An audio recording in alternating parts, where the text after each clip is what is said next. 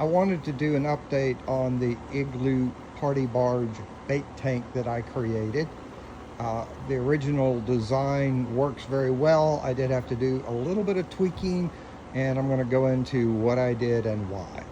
First of all, you'll note that I got some straps on it, and the reason for that is it is very, very sloshy.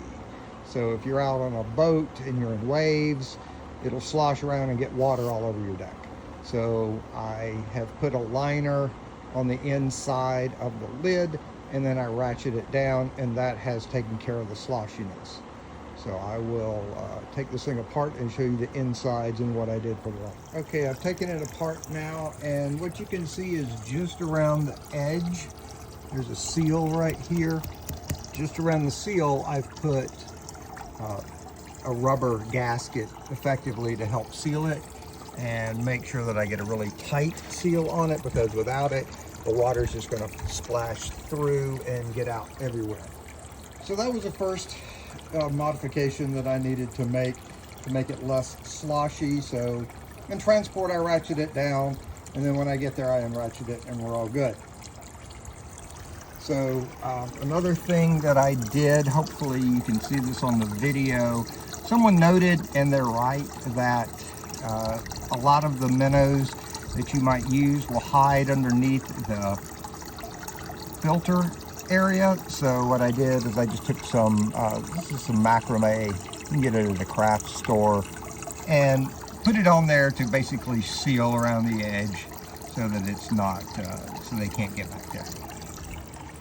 The last thing that I did, again, pretty simple, because this is sloshy, this basket would come out. So I just put in, this is basically a rod holder for your boat, like for the deck of a bass boat. And I just put that in there, and it works great. It won't slosh out, everything is fine. So other than that, and again, I'll remind you what I did here. I drilled holes in this PVC pipe, larger up to smaller at the top, to get a good circulation going, which it does very well. And even when it's really, really full like this with water, I still have this one hole that oxygenates, basically. It's oxygenating the water as it spins, so I don't, or haven't yet needed to put a bubbler in this. It works just fine.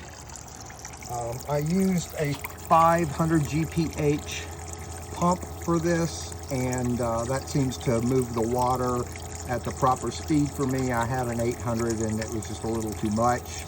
The 500 works very well. So I get a nice circular motion with the water.